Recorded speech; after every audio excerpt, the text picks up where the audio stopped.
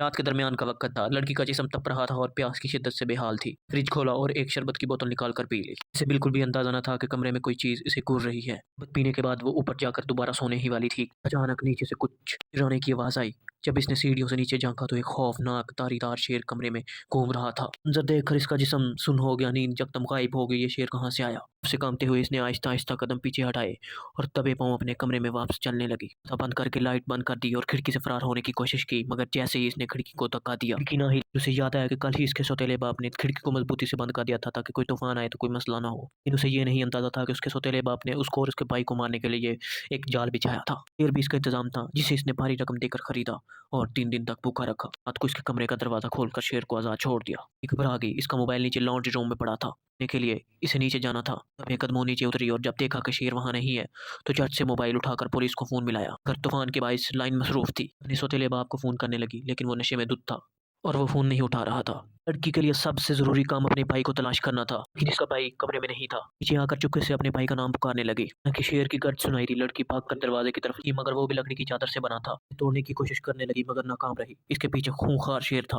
اور وہ اب بھی مکمل طور پر ایک جال میں پھنس چکی تھی۔ بھاگ کر دوبارہ لانڈری روم میں گئی، ایک پرانا کپڑوں کا پائپ تھا، وہ اس میں گھس گئی، ہاتھ پیر دیوار پر جما لیے۔ شیر گھررا رہا تھا، وہ کچھ دیر تک خود کو سنبھالے رہی مگر اس کے ہاتھ پسینے سے پھسلنے لگے۔ اس کے ماتھے سے ایک پسینے کا قطرہ نیچے گرا جس سے شیر نے فوراً چاٹ لیا۔ جیسے ہی شیر نے اوپر دیکھا تو اسے لڑکی نظر آ گئی۔ حیرانی کی بات یہ تھی کہ وہ کچھ دیر دیکھنے کے بعد چپ چاپ چلا گیا۔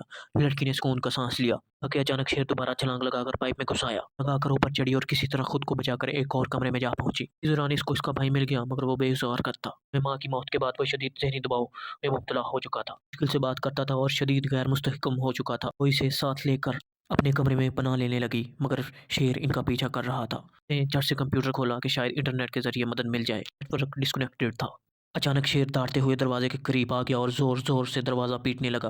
لڑکی نے بھائی کو بستر کے نیچے چھپایا اور زمین پر پرفیوم چھڑک دیا تاکہ شیر کے سونگھنے کی حس متاثر ہو۔ شیر نے بستر پر چھلانگ لگائی، وہ لڑکی کے اتنا قریب آ چکا تھا کہ وہ اس کے خون ٹپکاتے دانت دیکھ سکتی تھی۔ جیسے ہی اس نے حرکت کی، شیر اچانک سر نیچے جھکایا اور بستر کے نیچے جھانک لیا۔ لڑکی اور اس کا بھائی پہنچ کر رہ گئے مگر جلدی سے اس نے ہاتھ مار کر دیوار میں ایک سوراخ کیا۔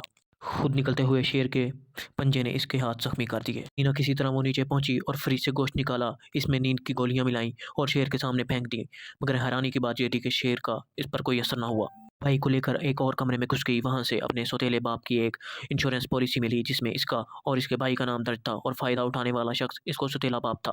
تب اس نے ساری حقیقت سمجھ میں آ گئی، اس کی ماں کی موت بھی ایک سازش تھی اور اب وہ انہیں مار کر انشورنس کے پیسے بڑھانا چاہتا تھا۔ اس لمحے دروازہ کھلا اور اس کا سوتیلا باپ ہاتھ میں بندوق لیے اندر آیا۔ وہ حیران تھا کہ شیر کے باوجود وہ دونوں کیسے زندہ ہیں، مگر اگلے ہی لمحے شیر نے اس پر حملہ کر دیا اور وہ وہیں مارا گیا۔ لڑکی نے بھائی کا ہاتھ پکڑا اور باہر نکل آئی۔ باہر آسمان صاف ہو چکا تھا، طوفان ختم ہو گیا تھا۔ اس کا بھائی جو اب تک خاموش تھا، اس کے ہاتھ مضبوطی سے تھامے ہوئے تھا۔ شیروں سے زیادہ خطرناک درندے ہمیشہ انسان ہی ہوتے ہیں مگر قدرت کا نظام ہر ظالم کو اس کے انجام تک پہنچا دیتا ہے۔